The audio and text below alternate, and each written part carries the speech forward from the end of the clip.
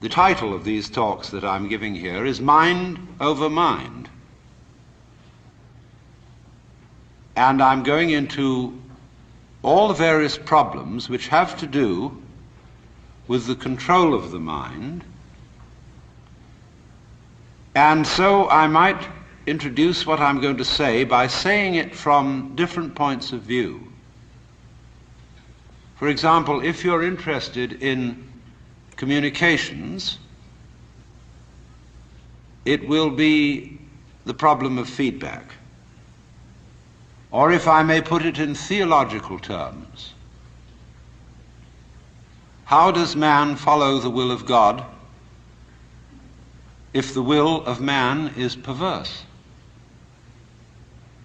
The theologians say you cannot do this without having divine grace or the power to follow the will of God. How then do you get grace?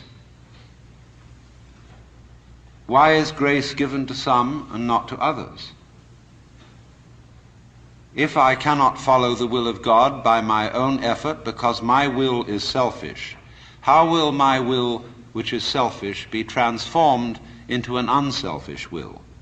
If I cannot do it because I am already the selfish will, then grace must do it. If grace has not already done it, why not? Because I didn't accept it, but by definition I had no power to accept it because my will was selfish. Must I then become a Calvinist and say that only those people who are predestined to receive grace will be able to live the good life? Then we come back to the inadmissible position that people who live evil lives and do not get grace because they are not predestined to it out of the infinite wisdom of the Godhead, then God himself must be held responsible for their evil deeds. And so that is a nice little tangle. If I put this in the language of Oriental philosophy and religion, it would be something like this. The Buddha said that wisdom must come only from the abandonment of selfish craving or desire. One who abandons that desire attains nirvana, which is supreme peace, liberation. Nirvana means in Sanskrit blow out. That is, exhale the breath. The opposite, desire, is to breathe in. Now if you breathe in and hold it, you lose your breath.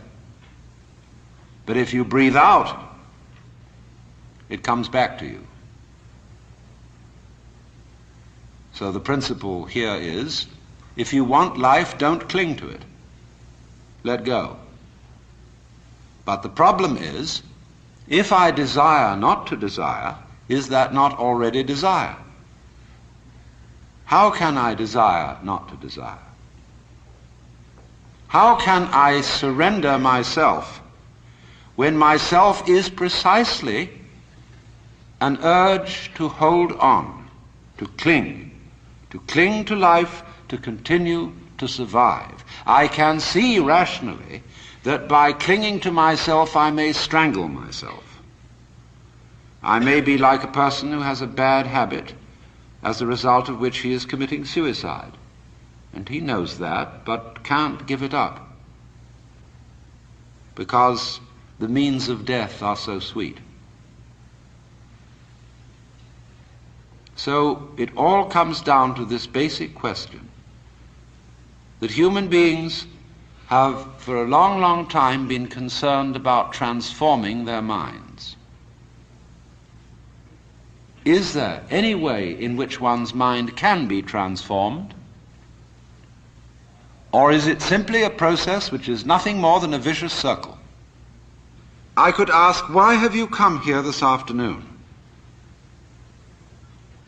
What were you looking for? Would it be too presumptuous of me to say that you were looking for help? That you hoped you would hear somebody who had something to say that would be of help and relevance to you as members of a world which is running into the most intense difficulty. A world beset by a complex of problems, any one of which would be bad enough. But when you add together all the great political, social, and ecological problems with which we are faced, they are appalling. And one naturally says, the reason why we are in such a mess is not simply that we have wrong systems for doing things, whether they be technological, political, or religious, but we have the wrong people. The systems may be all right, but they are in the wrong hands because we are all, in various ways, self-seeking, lacking in wisdom, lacking in courage, afraid of death, afraid of pain, unwilling really to cooperate with others, unwilling to be open to others. And we all think that's too bad. It's me that's wrong. And if only I could be the right person. Is this man going to tell me something that will help me to change myself so that I will be a more creative and cooperative member of the human race? I would like to improve. So in so many people's minds and from so many different angles, there is this urgent feeling that I must improve me. And this is critically important because it's obvious that, at least it's superficially obvious, that the way things are, we are going to hell fast. Now, in this question, can I improve me? There is the obvious difficulty that if I am in need of improvement, the person who's going to do the improving is the one who needs to be improved. And there immediately we have a vicious circle. All right, you want grace? Well, ask God, maybe he'll give it to you. And the theologian will tell you, yes, God gives his grace freely. He gives it to all because he loves all. It's here like the air. All you have to do is receive it. Or a more orthodox, a Catholic Christian would say, all you have to do is to be baptized, to take the holy sacrament of the altar, the bread and wine, the body and blood of Christ, and there is the grace right there. And it's given by these simple physical means so that it's very easily and readily available. Well, a lot of people got baptized, and it doesn't always take. People fall from grace. Why do they? You see, we're just talking about the same old problem, but we've put it a step up. But it's the same problem. How can I improve myself? Was the first problem. The second problem is, how can I accept grace? They're both the same problem. Because you've got to make a move which will put yourself out of your own control into the control of a better. If you don't believe in the Christian kind of a God, you can believe in the Hindu kind of a God, who is your inner self. You see, you've got a lower self, which you can call your ego. That's that little scoundrelous fellow that's always out for me. But behind the ego, there is the Atman, the inner self, the inward light, as Quakers would call it, the real self, the spirit, which is substantially identical with God. So you've got to meditate in such a way that you identify with your higher self. Now, how do you do that? Well, you start by watching all your thoughts very carefully, watching your feelings, watching your emotions. so that you begin to build up a sense of separation between the watcher and what is watched. So that you are, as it were, no longer carried away by your own stream of consciousness. You remain the witness, impassively, impartially, suspending judgment and watching it all go on.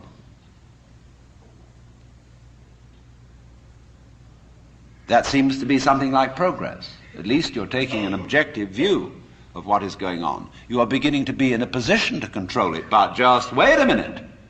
Who is this self behind the self, the watching self? Can you watch that one?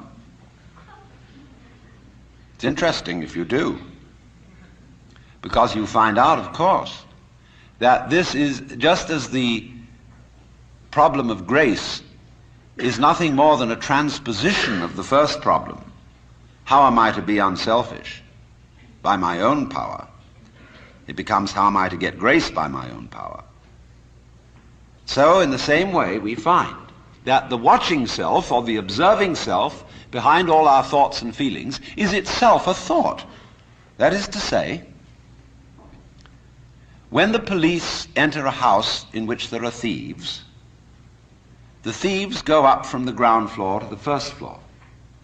When the police arrive on the first floor, the thieves have gone up to the second, and so to the third, and finally out to the roof. And so when the ego is about to be unmasked, it immediately identifies with the higher self. It goes up a level. Because the religious game is simply a refined and highbrow version of the ordinary game. How can I outwit me? How can I one-up me? So, if I find, for example, that in the quest for pleasure, the ordinary pleasures of the world, food, sex, power, possessions, all this becomes a drag, and I think, no, it isn't there. So I go in for the arts and literature, poetry, music. And I absorb myself in those pleasures. And after a while, they aren't the answer. So I go to psychoanalysis, you see. And then I found out that's not the answer. I go to religion. But I'm still seeking what I was seeking when I wanted candy bars. I want to get that goodie. Only I see now that, of course, it's not going to be a material goodie. All material goodies fall apart. But maybe there's a spiritual goodie that's not going to fall apart. But in that quest, the quest is not different from the quest for the candy bar. Same old story, only you've refined the candy bar and made it abstract and holy and blessed and so on. So it is with the higher self. The higher self's your old ego. And you sure hope it is eternal, indestructible and all-wise. But then the great problem is how to get that higher self working. How does it make any difference to what you do and what you think? I know all kinds of people who've got this higher self going, practicing their yoga, but they're just like ordinary people, sometimes a little worse. And they can fool themselves. They can say, for example, well, my point of view in religion is very liberal. I believe that all religions have divine revelation in them, but I don't understand the way you people fight about it. You fight and say that we Jehovah's Witnesses have the real religion. Others say, well, we Roman Catholics have it. And the Muslims say, no, it is in the Quran, and this is the right way. And somebody else gets up, and he may be a rather highbrow Catholic, and say, Well, God has given the Spirit through all the traditions, but ours is the most refined and mature.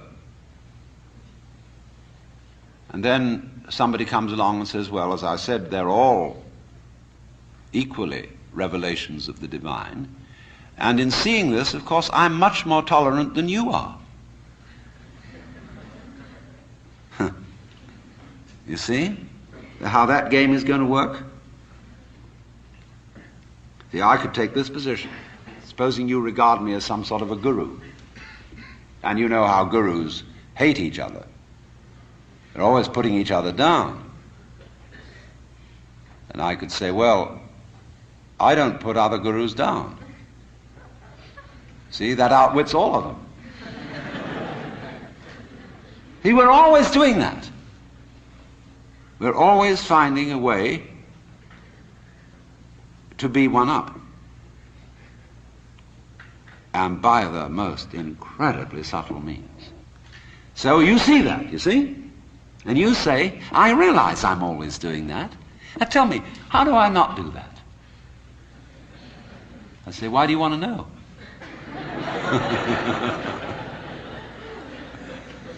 Well, I'd be better that way. Yeah, but why do you want to be better? You see, the reason you want to be better is the reason why you aren't. Shall I put it like that? We aren't better because we want to be. Because the road to hell is paved with good intentions. Because all the do-gooders in the world, whether they're doing good for others or doing it for themselves, are troublemakers. On the basis of kindly let me help you or you'll drown, said the monkey, putting the fish safely up a tree.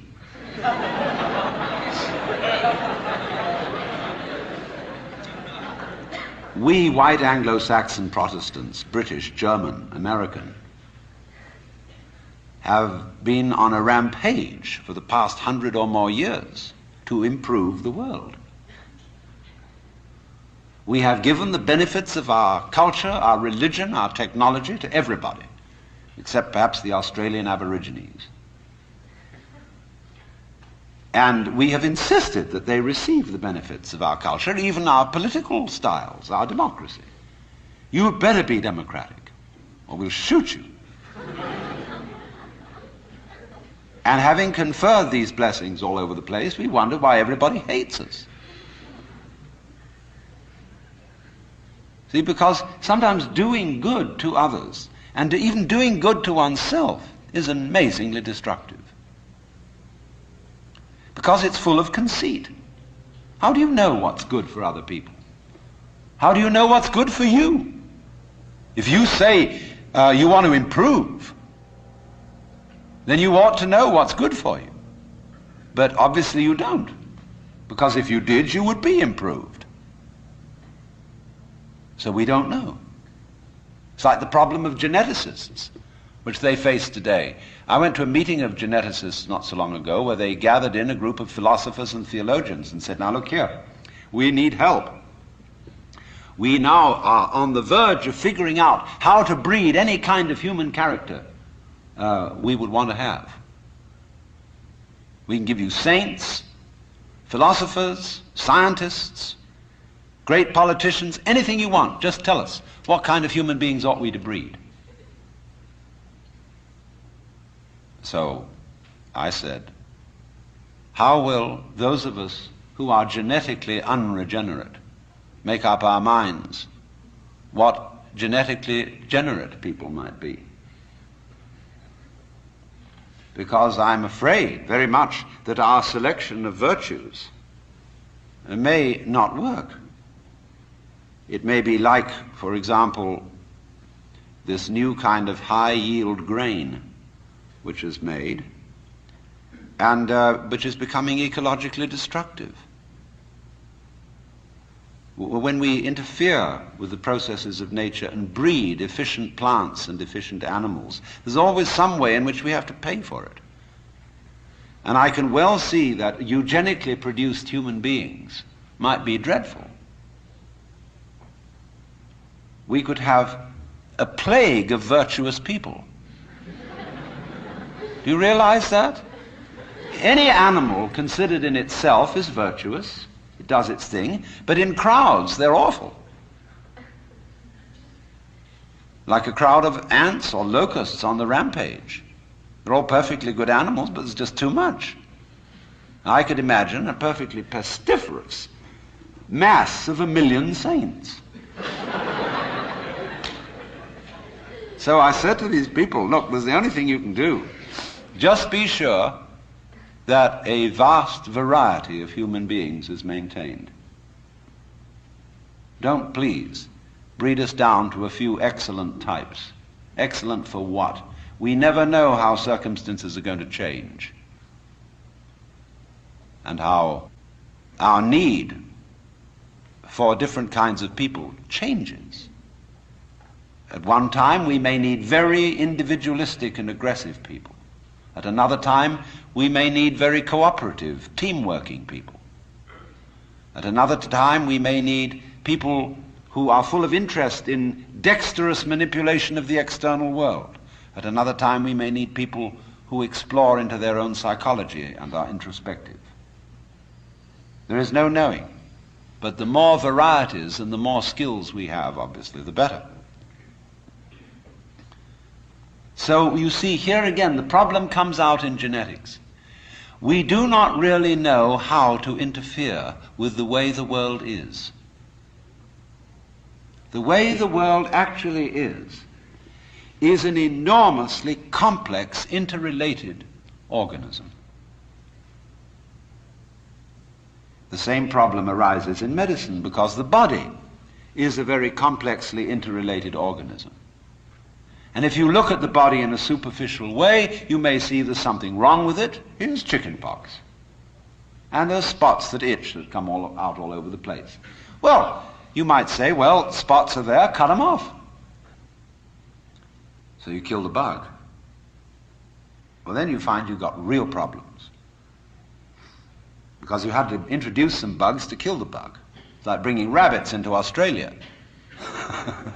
And that starts going all over the place and getting out of hand.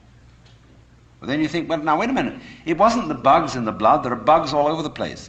What was wrong with this person that his blood system suddenly became vulnerable to those particular bugs? His resistance wasn't up. Therefore, what you should have given him was not an antibiotic, but vitamins.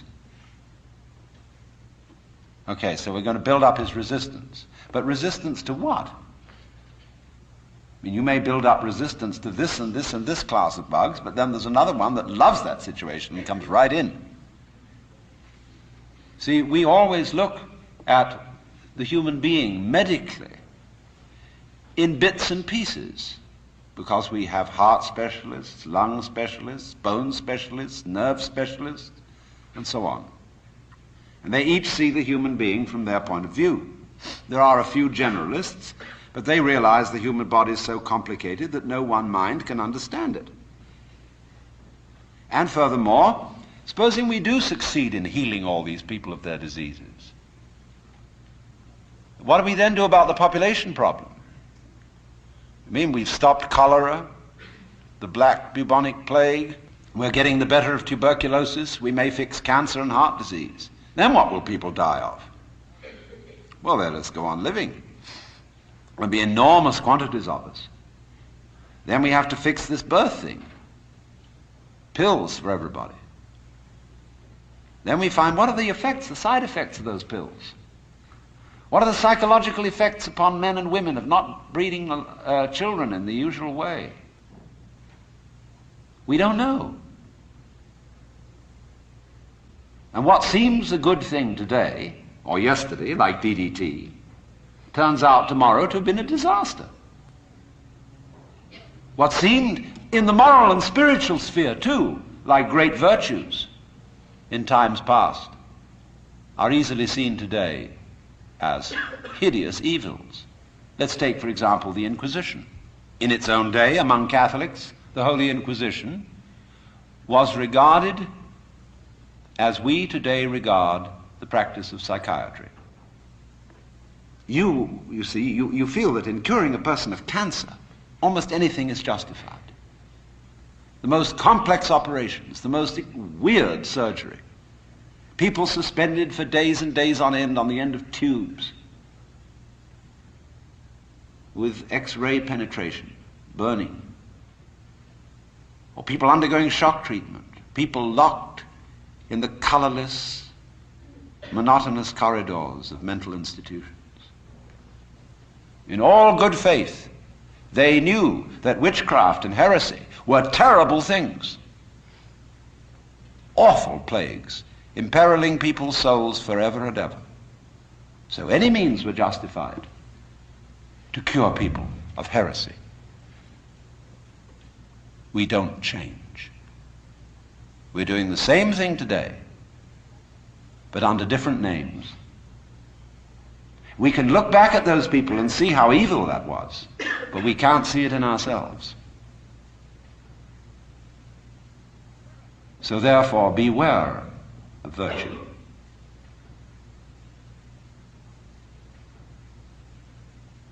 Lao Tzu, the Chinese philosopher, said, "The highest virtue is not virtue, and therefore really is virtue. But inferior virtue cannot let go of being virtuous, and therefore is not virtue." Translated in more of a periphrastic way, the highest virtue is not conscious of itself as virtue, and therefore really is virtue. Lower virtue is so self-conscious that it's not virtue. In other words, when you breathe, you don't congratulate yourself on being virtuous. But breathing is a great virtue. It's living. When you come out with beautiful eyes, blue or brown or green as the case may be, you don't congratulate yourself for having grown one of the most fabulous jewels on earth. So it's just eyes. And you don't account it a virtue. To see, to entertain the miracles of color and form, you say, oh, that's just... But that's real virtue. Virtue in the sense, the old sense of the word, a strength, as when we talk about the healing virtue of a plant. That's real virtue. But the other virtues are stuck on. They're ersatz, they're imitation virtues. And they usually create trouble.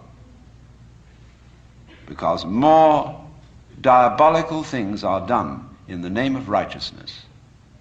And be assured that everybody of whatever nationality or political frame of mind or religion always goes to war with a sense of complete rightness. The other side is the devil. Our opponents, whether in China or Russia or Vietnam, have the same feeling of righteousness about what they're doing as we have on our side. And a plague on both houses, because, as Confucius said, the goody-goodies are the thieves of virtue, which is the form of our own proverb.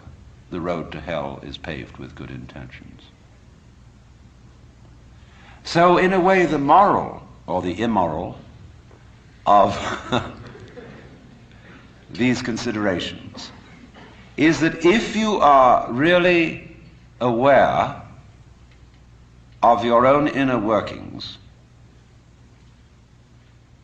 you will realize there's nothing you can do to improve yourself, because you don't know what better is in any case. And you who will do the improving are the one who needs to be improved.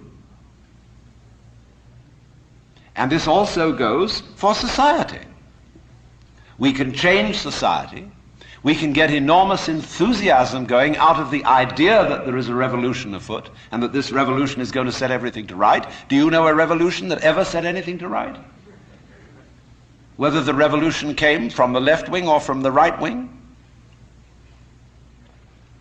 The best forms of government that have ever existed in the world are those which muddled through. where they didn't have any very clear setup of control, but they muddled along. A kind of what I'll call controlled anarchy seems to work out better than anything else. When we have a great system and great power to put it into effect, there is always more violence, more bloodshed, more trouble. It makes no difference whether it be Chairman Mao or Adolf Hitler. So, what instead, therefore, if we see that you can't outwit yourself, you can't be, shall I say, unself-conscious on purpose, you can't be designedly spontaneous, and you cannot be genuinely loving by intending to love. Either you love someone or you don't.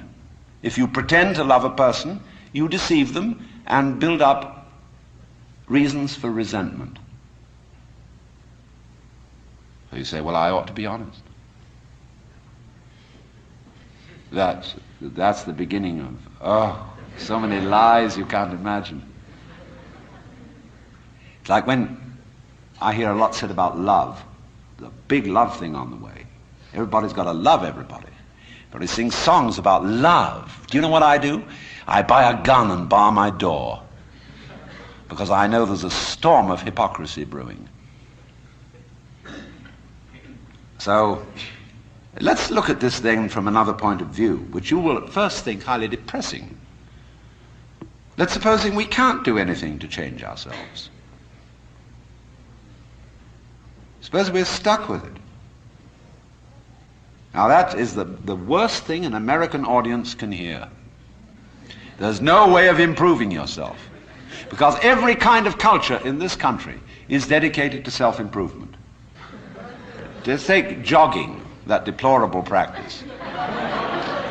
It's a very nice thing to run and to go dancing across the hills at a fast speed. But these joggers like shaking their bones and rattling their brains, running on their heels, and because there's a grimness about it, it's determinately good for you. See? Why do you go to school?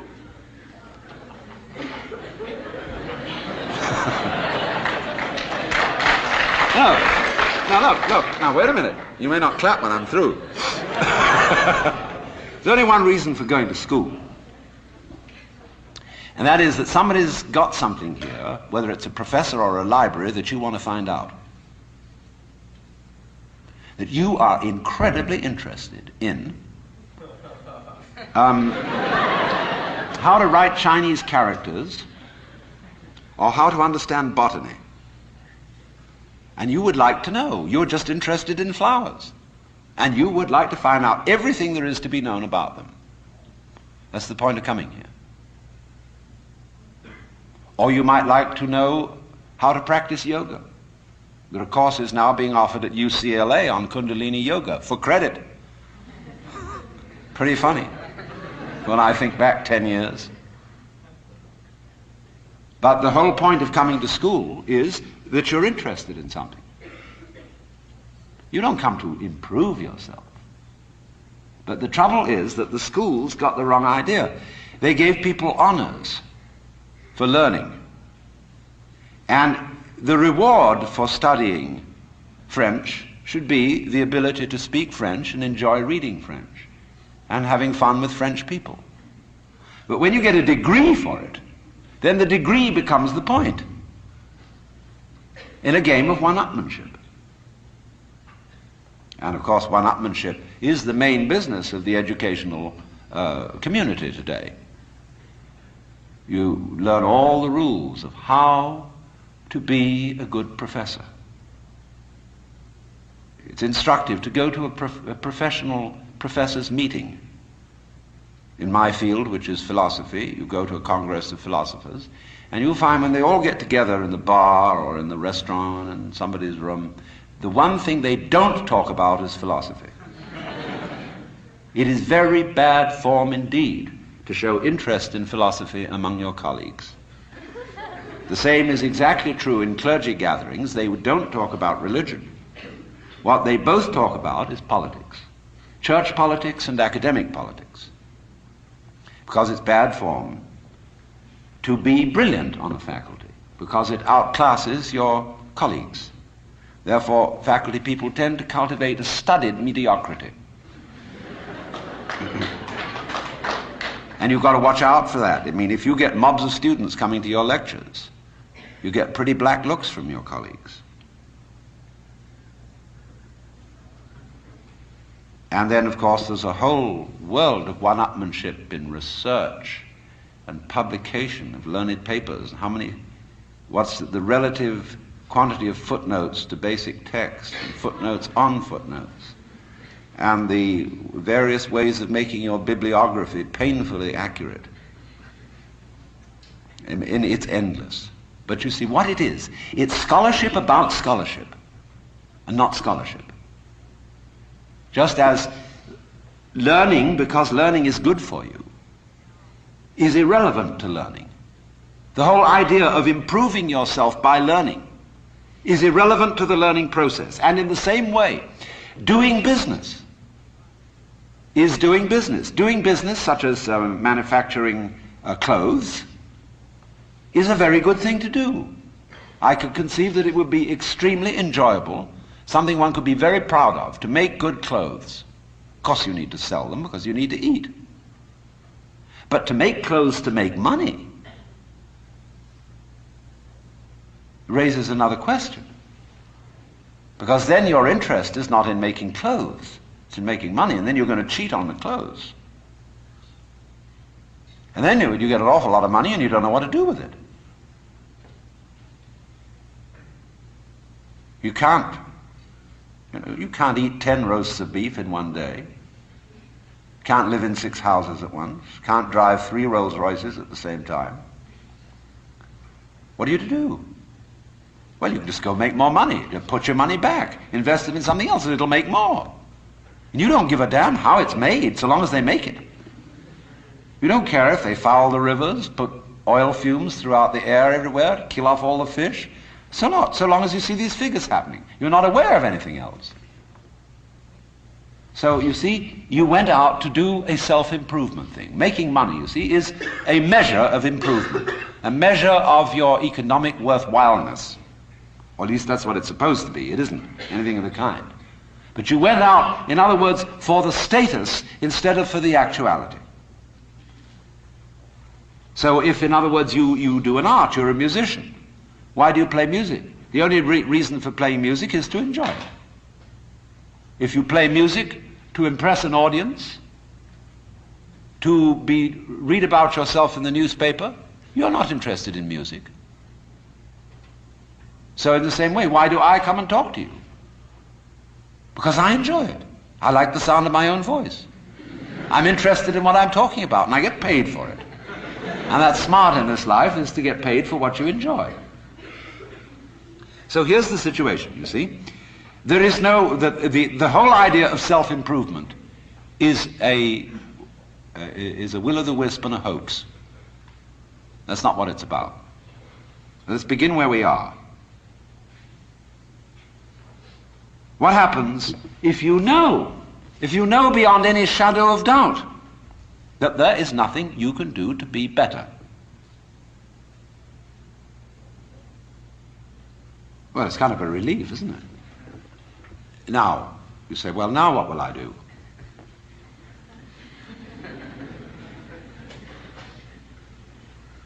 See, there's a little fidget comes up. Because we're so used to making things better, leave the world a better place than when you found it, sort of thing. I want to be of service to other people, and all these dreadfully hazy ideas. And so we think there's that little itch still. But supposing instead of that, seeing that there isn't really anything we can do to improve ourselves or to improve the world, if we realize that that is so, it gives us a breather in the course of which we may simply watch what is going on. Watch what happens. Nobody ever does this, you know. And therefore, it sounds terribly simple. It sounds so simple that it looks as if it isn't worth doing. But you ever just watched? Watch what's happening, and watch what you are doing by way of reaction to it. Just watch it happen.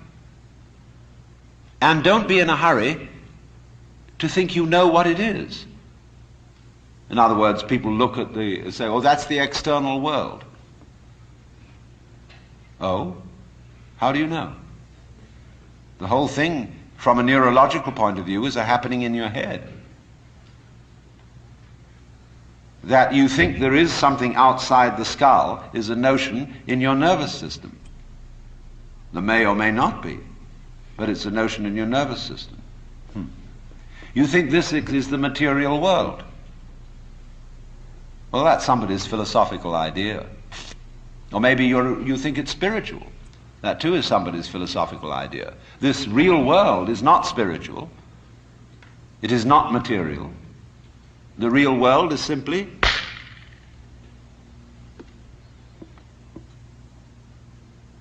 so could we look at things in that way? Without, as it were, fixing labels and names and gradations and judgments on everything, but watch what happens. Watch what we do. Now you see, if you do that, you do at least give yourself a chance. And it may be that when you are in this way freed from busybodiness and being out to improve everything, that your own nature will begin to take care of itself. Because you're not getting in the way of yourself all the time. You will begin to find out that the great things that you do are really happenings. For example, no great genius can explain how he does it. Yes, he says, I have learned a technique to express myself. Because I had something in me that had to come out, I had to know how to give it out. So if I were a musician, I had to learn how music is produced. That means learning to use an instrument or learning a technique of musical notation or whatever it may be. If I want to describe something, I have to learn a language so that others can understand me. I need a technique. But then beyond that,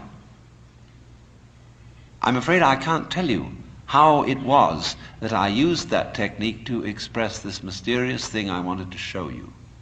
If we could tell people that, we would have schools where we would infallibly train musical geniuses, scientific miracle minds. And there would be so many of them, we wouldn't know what to do with them. Geniuses would be a dime a dozen. And then we would say, well, these people are after all not very ingenious. You know, PhDs, how many of them are there? Because what is fascinating always about genius is the fellow does something we can't understand. He surprises us. But you see, just in the same way, we cannot understand our own brains. Neurology knows relatively little about the brain, which is only to say that the brain is a lot smarter than neurology. Yes, there is this, which can perform all these extraordinary intellectual and cultural miracles. But we don't know how we did it. But we did. We didn't have some campaign to have an improved brain over the monkeys or whatever may be our ancestors. It happened. And all growth, you see, is fundamentally something that happens. But for it to happen, two things are important. And the first is, as I said, you must have the technical ability to express what happens. And secondly, you must get out of your own way. But right at the bottom of the whole problem of control is, how am I to get out of my own way? And if I showed you a system, let's all practice getting out of our own way, it would turn into another form of self-improvement. See, here's the dynamics of this thing. And we find this problem, you see, repeatedly throughout the entire history of human spirituality. In the phraseology of Zen Buddhism, you cannot get this by thinking. You cannot attain to it by not thinking.